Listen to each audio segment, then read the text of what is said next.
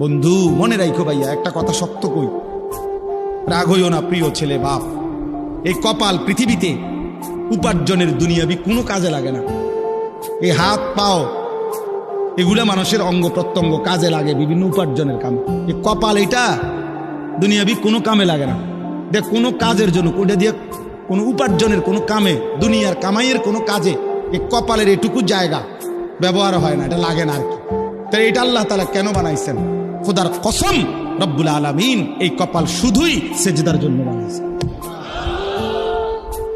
শুধু সেজদার জন্য। এই জন্য যে কপাল সেজদা দেয় না, যে কপালে সেজদা নাই, তুই মানুষও না, মানুষের বাচ্চাও না। ইনসানের কোনো কাতারে সে পড়ে না, সে কোনো মানুষের কাতারে পড়ে না। ইনসানের কোনো কাতারে পড়ে না যার কপালে সেজদা। কারণ কপাল বানানোই হয়েছে।